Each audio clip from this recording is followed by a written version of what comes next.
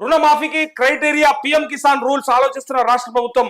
దాని ప్రకారం 32.68 లక్షల మందికి సాయం అంటూ 32,68,000 మందికి సాయం అందుతుందట. సో 15,000 కోట్ల భారం తగ్గుతుందని అంచనా. కేబినెట్ భేటీలో చర్చించిన తర్వాత విధాన నిర్ణయం. ఉద్యోగులు ట్యాక్స్ పేయర్లను తొలగించే యోచన. కుటుంబమే యూనిట్ గా అమలు చేసే ప్రణాళిక. కట్ ఆఫ్ డేట్ పైన కొనసాగుతున్న సందిగ్ధం అంటూ ఇక కుటుంబమే యూనిట్ గా అమలు చేస్తారట. మరి కుటుంబంలో ఇద్దరో ముగ్గురో ఉంటారు అన్న తమ్ముళ్ళు. ఆ కుటుంబంలో తలా 2 ఎకరాలు చేసుకుంటారు. చేసుకున్నాక మరి వాళ్ళందరినీ కలిపి ఒక కుటుంబంగా తీసుకుంటారా, మరి లేకపోతే ఆ అన్నకు వేరు తమ్ముడికి వేరు కుటుంబంగా క్రైటీరియా ఉంటుందా అనేది ఒకసారి గమనించుకోవాలి, ఆలోచించుకోవాలి. వాళ్ళు ఆలోచించేది ఏంటంటే వీలైనంత మట్టుకు తగ్గిద్దామని చూస్తా ఉన్నారు. ఎక్కువ మందికి లబ్ధి చేకూర్చే కంటే తక్కువ మందికి చేకూరిస్తే డబ్బులు తక్కువ అవుతాయని చూస్తారు. 37,000 కోట్ల రూపాయలు కావాలి. 37,000 crores అవసరం అవుతా ఉన్నాయి. సో దీనికోసము తగ్గించుకునే ప్రయత్నంలో ప్రభుత్వం ఉంది. దానికి పిఎం కిసాన్ ఏదైతే ఇస్తున్నారో సంవత్సరానికి 6,000 రూపాయలు కేంద్రం నుంచి రైతులకు ఎట్లయితే అందుతుందో అదే రూల్స్ ఇక్కడ కూడా, అంటే ట్యాక్స్ పేయర్స్ కి, ఎవరైతే ఐటీ రిటర్న్స్ ఫైల్ చేస్తారో వాళ్ళకి, గవర్నమెంట్ ఉద్యోగులకి, పైగా రాజ్యాంగబద్ధమైన పదవులు ఉన్న వాళ్ళందరికీ కూడా ఇవ్వకూడదు అని చెప్పి ఎట్లయితే పిఎం కిసాన్ లో రూల్స్ ఉన్నాయో అవే రూల్స్ ఇక్కడ కూడా ఇంప్లిమెంట్ చేయడానికి ప్రయత్నం చేస్తా ఉంది రేవంత్ రెడ్డి ప్రభుత్వం. వీలైనంత మట్టు కుదించే ప్రయత్నం చేస్తున్నారు. ఇక్కడ చూడండి, కుటుంబమే యూనిట్ గా అన్న దగ్గరనే ఇంకా పూర్తి వివరాలు తెలవాల్సి ఉంది. మరి ఒకే కుటుంబంలో ఇద్దరు కానీ ముగ్గురు కానీ భూములు షేర్ చేసుకుంటే, వాళ్ళ పేరు మీద రిజిస్ట్రేషన్ ఉంటే, వాళ్ళ పేరు మీద లోన్లు ఉంటే, మరి అంతా కలిపి 2 లక్షలా? ఇంట్లో ఇద్దరు ముగ్గురు నలుగురు ఉంటే అందరి కలిపి 2 లక్షలా? లేకపోతే ఎవరి భూమికి సంబంధించి వాళ్ళకి 2 లక్షలు అనేది ఇంకా రావాల్సి ఉంది. అటువైపుగా ఆలోచన చేస్తున్నట్టు ఇది కనిపిస్తా ఉంది. ఇక రైతు రుణమాఫీకి కసరత్తు చేస్తున్న రాష్ట్ర ప్రభుత్వం 5 ఏళ్లలో 2 లక్షల లోపు రుణం తీసుకున్న రైతుల వివరాలు రెడీగా పెట్టుకుంది. అయితే ఈ స్కీమ్ కు కేంద్ర ప్రభుత్వం అమలు చేస్తున్న పీఎం కిసాన్ సమ్మాన్ నిబంధనలు అమలు చేయాలని ఆలోచిస్తున్నట్టు ప్రచారం జరుగుతుంది. పీఎం కిసాన్ కింద ఫ్యామిలీని యూనిట్ గా తీసుకొని సాయం అందిస్తుండగా ప్రతి ఏటా 32.68 లక్షల మంది ఫార్మర్స్ ప్రయోజనం పొందుతున్నట్టు సర్కార్ గుర్తించింది. వీరికి మాత్రమే రుణమాఫీ చేస్తే ప్రభుత్వానికి సుమారు 15,000 కోట్ల ఆదా అవుతుందని అంచనా. 2-3 రోజుల్లో కేబినెట్ భేటీ నిర్వహించి నిబంధనలు కట్ ఆఫ్ డేట్ పై చర్చించినట్టు తెలిసిందంటూ. యాక్చువల్ గా ఇది ఏంటంటే అలా అనుకుంది ఏంటంటే 2 లక్షల రుణమాఫీ ఎట్లా అనుకున్నారంటే ఏ బ్యాంకులన్నా ఉండని ఓవరాల్ గా దీనిపైన కొంచెం క్లారిటీగా చెప్పాల్సి ఉంటుంది. ఎందుకంటే రైతులు కూడా చాలా డౌట్లు ఉన్నాయి, అనుమానాలు ఉన్నాయి. దీంట్లో ఏంటిదంటే ఈ రుణమాఫీ అనేది వీళ్ళు ఏం ప్లాన్ చేశారో చెప్తాను ఫస్ట్. ఈ రుణమాఫీకి 2 లక్షల రూపాయలు ఏకకాలంలో అని చెప్పింది రేవంత్ రెడ్డి ప్రభుత్వం. December 9 నాడు చేస్తామని చెప్పింది. కానీ మాట తప్పింది. తప్పడానికి కారణం ఇక ఎలక్షన్ కోడ్ అన్నారు, ఇంకేదో చెప్పిరు. ఇది కాస్త 15 ఆగస్టు లోపు అని ఇక దేవుళ్ళ మీద వాళ్ళ మీద వీళ్ళ మీద అన్ని ఒట్లేసుకుంటూ వచ్చిండు రేవంత్ రెడ్డి. సో 15 ఆగస్టు లోపు ఖచ్చితంగా నేను రుణమాఫీ చేస్తా అని చెప్పిన రేవంత్ రెడ్డి ఇప్పుడు ఈ 2 లక్షల రూపాయల దగ్గర కొంచెం డౌట్ ఏమున్నదంటే ఒక రైతు 2-3 బ్యాంకుల నుంచి లోన్ తీసుకుంటాడు. ఫర్ సపోజ్ ఏ ఆంధ్ర బ్యాంకో, అంటే ఇప్పుడు అది యూనియన్ బ్యాంక్ అయిపోయింది, ఇంకొకటి ఇంకేదో తెలంగాణ గ్రామీణ బ్యాంకో, ఇంకో 2-3 బ్యాంకులు ఉంటాయి. ఆ అందుబాటులో ఉన్నటువంటి బ్యాంకులలో తీసుకున్నటువంటి రుణం ఏదైతే ఉందో, ఇగో ఇక్కడ డౌట్ ఏముందంటే మరి దీంట్లో 1.5 లక్ష ఉన్నది అని చెప్పి ఒక ఆయన అంటాడు, దీంట్లో 1 లక్ష రూపాయలు ఉందంటాడు, దీంట్లో 50,000 రూపాయలు ఉందని అంటాడు. సో ఏది మాఫీ జరుగుతుంది అని చెప్పి చాలా మందికి డౌట్లు ఉన్నాయి. ఏ బ్యాంకు నుంచి లోన్ మాఫీ అయ్యే అవకాశం ఉంది? 2 లక్షల పైన కూడా ఉంటుంది చాలా మందికి. సో ఎక్కడ మాఫీ అవుతుంది అని చెప్పి డౌట్ వస్తే ఇక్కడ ఎక్కువ ఏదైతే ఉందో, నేను తెలుసుకున్న వివరాల ప్రకారము, నేను ఆఫీసర్లతో మాట్లాడినా, ఎక్కడైతే ఏ బ్యాంకు ద్వారా అయితే హైయెస్ట్ అమౌంట్ తీసుకున్నది ఉంటుందో ఫస్ట్ది ప్రియారిటీ. ఫర్ సపోజ్ ఇప్పుడు ఆంధ్ర బ్యాంకు నుంచి, యూనియన్ బ్యాంకు నుంచి 1.5 లక్ష తీసుకుంటే, ఈ 1.5 లక్ష 1.5 lakh ఉంటే ఇందులోంచి 1.5 lakh కట్ అవుతుంది, ఇది 1.5 lakh కట్ అవుతుంది. దీంతో పాటు ఇక్కడికి వస్తే ఇంకొక 50,000 రూపాయలు ఏదైతే ఉందో, ఇగో ఇక్కడ కింద ఏది ఉంది, ఇంకొక బ్యాంక్ ఉంది కదా, ఈ బ్యాంకు నుంచి కట్ అయిపోతుంది రుణమాఫీ. ఇట్లా 2 లక్షల రుణమాఫీ జరుగుతుంది. ఇంట్లో 1.5, ఇంట్లో 50,000 చొప్పున ఇట్లా కట్ అయ్యి ఇంకొక తెలంగాణ గ్రామీణ బ్యాంక్ లో 1 లక్ష రూపాయలు ఇంకా ఎక్స్ట్రా ఉంది అనుకో, అది అట్లనే ఉండిపోతుంది. సో హైయెస్ట్ ఏ బ్యాంకులో అయితే ఉందో ఆ బ్యాంకు నుంచి ప్రయారిటీ మొదలవుతుంది. ఆ హైయెస్ట్ బ్యాంక్ ఏ బ్యాంక్ అయితే నీకు లోన్ ఇచ్చిందో అక్కడ నుంచి కట్ అవుతూ లోయెస్ట్ కి వెళ్తుంది. సో ఈ రకంగా జరుగుతుంది. ఇక 32,68,000 మంది రైతులకి ఈసారి రుణమాఫీ జరగబోతా ఉన్నది. దీనికి ఏదో రూల్స్ కాదు, దీన్ని రేవంత్ రెడ్డి ప్రధానమంత్రి నరేంద్ర మోదీనే ఫాలో అవుతున్నట్టు కనిపిస్తా ఉంది. పిఎం కిసాన్ ఇది. పిఎం కిసాన్ ద్వారా మనందరికి 6,000 రూపాయలు వస్తా ఉన్నాయి ప్రతి ఒక్కరికి. 2,000 రూపాయల చొప్పున 3 దఫాలుగా సంవత్సరానికి వేస్తా ఉన్నారు. సో పిఎం కిసాన్ లో ఏవైతే రూల్స్ పెట్టిర్రో ఆ రూల్స్ ప్రకారమే ఇవాళ ఈ రైతు రుణమాఫీ కూడా జరగబోతా ఉంది. ఇక్కడ ఇంకొకటి ఏమున్నదంటే ఎవరెవరికి వస్తాయి ఎవరెవరికి రాదు అనేది పెద్ద ప్రశ్న. ఇక్కడ వీళ్ళకి ఇస్తారట వీళ్ళకి ఇయ్యరట అనేది చాలా మంది డౌట్ పడతా ఉన్నారు. ఎవరికి వస్తుంది ఎవరికి రాదు అంటే ఒకసారి చూడండి. ఫస్ట్ ట్యాక్స్ పేయర్స్ కి ఇయ్యడట, ఎవరైతే ట్యాక్స్ కడతారో వాళ్ళు. ఇది రైతు బంధుకు అయితే ఇట్లాంటి రూల్స్ ఏం లేకుండా మొన్నటిదాకా.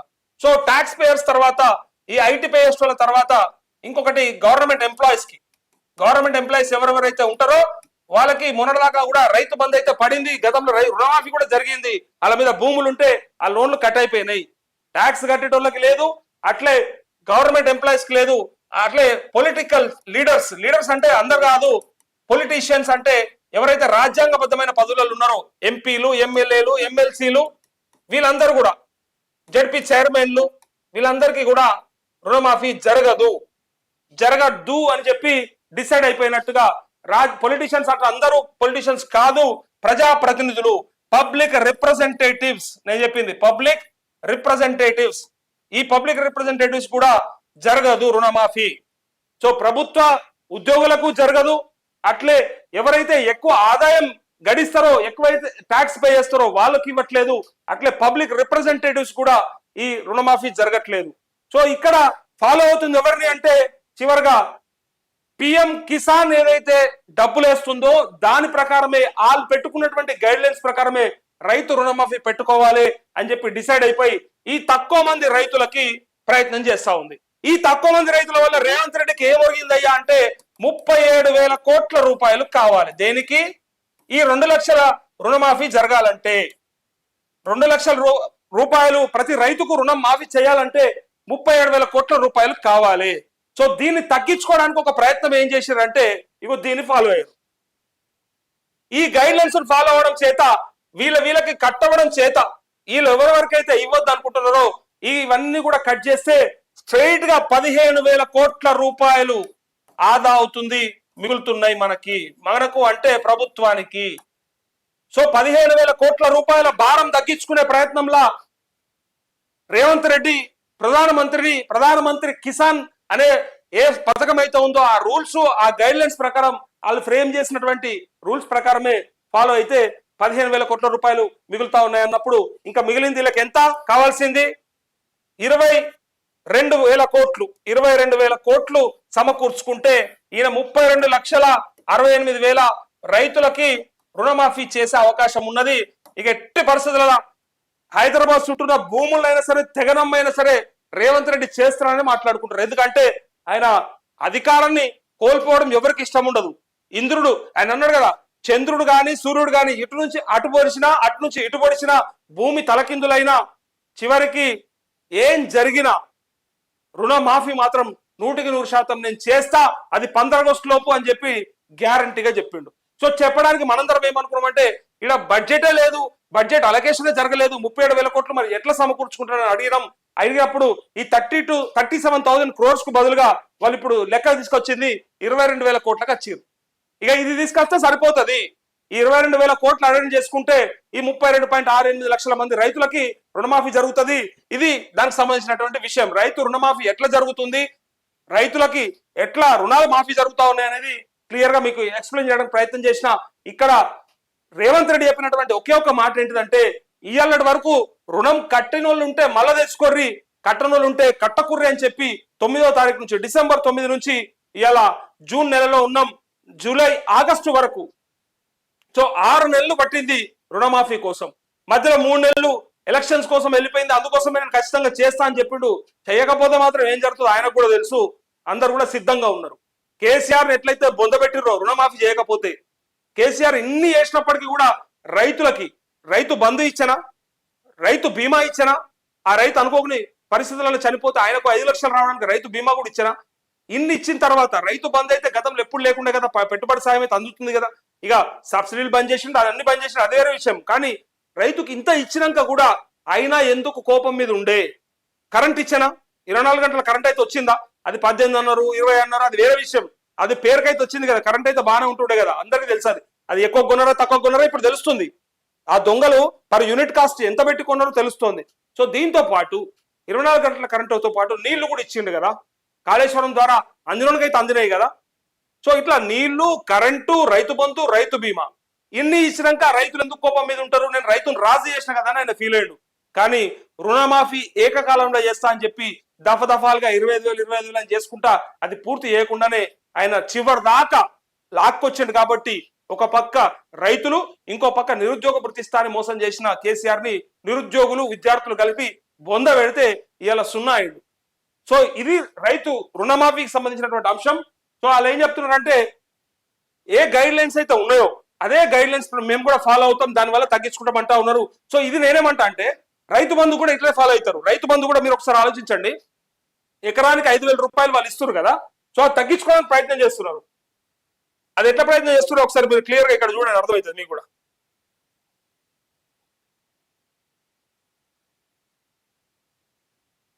ఇది రైతు బంధు. ఈ రైతు బంధు కూడా తగ్గించుకోవడానికి ప్రయత్నం చేస్తా ఉన్నారు. 5,000 రూపాయలు పర్ ఎకరానికి ఇచ్చేటోళ్ళు మీ అందరికీ తెలుసు. ప్రతి ఎకరాకి 5,000 రూపాయలు ప్రతి పంటకి ఇచ్చేటోళ్ళు. అంటే సంవత్సరానికి 10,000 రూపాయలు అందేది మనకు అంటే రైతులకి. సో ఇక్కడ 2 సార్లు ఇచ్చేదాన్ని వీళ్ళు ఏం చెప్పారంటే 7,500 రూపాయలు ఇస్తామని చెప్పారు ప్రతి పంటకి, ప్రతి ఎకరాకి. అంటే ఏంది 2,500 రూపాయలు అదనంగా కల్పిస్తామంటే 15,000 రూపాయలు అయింది.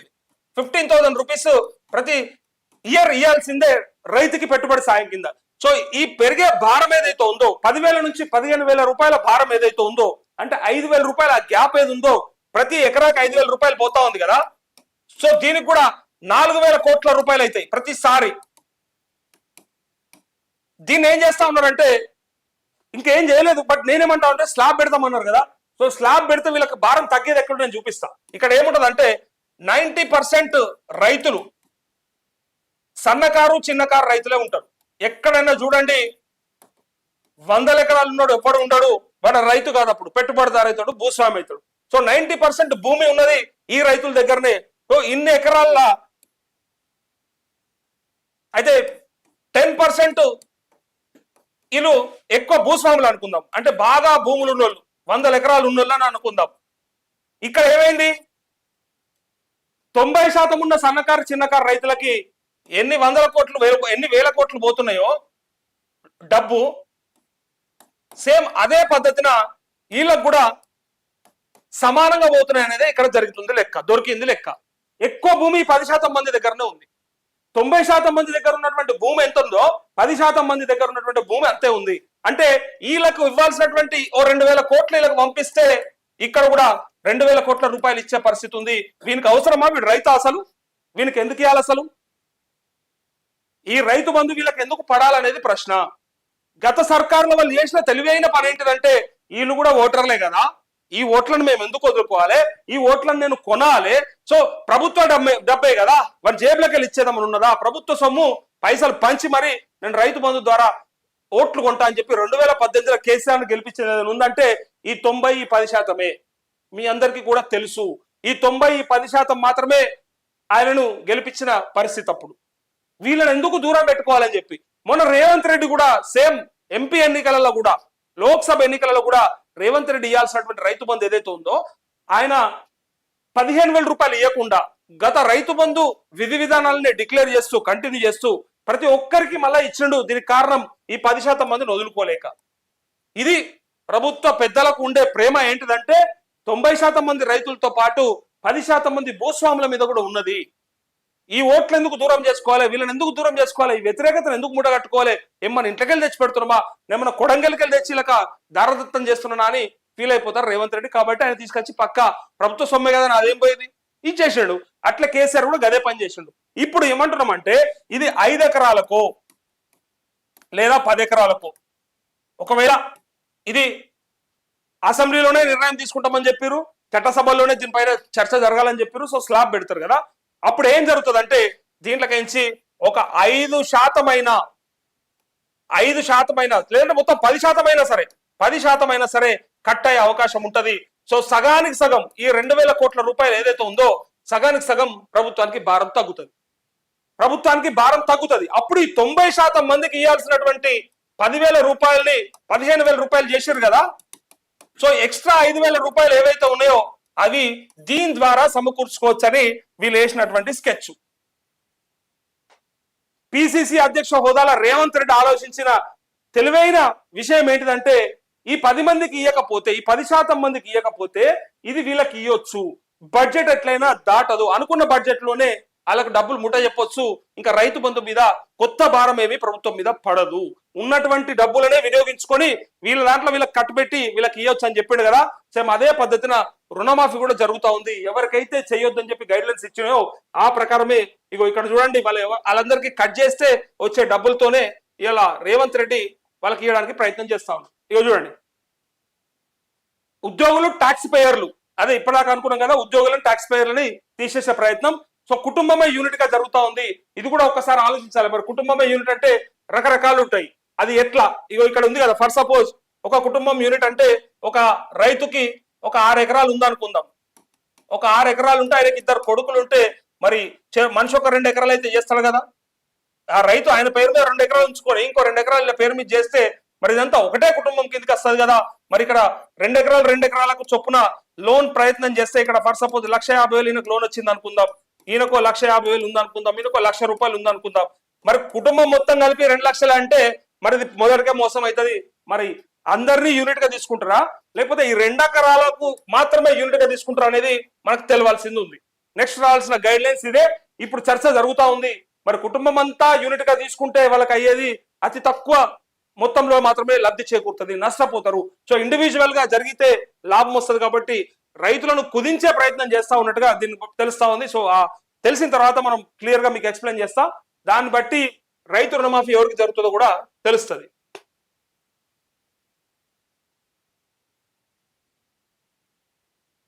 మరొక పత్రికల గొర్రెల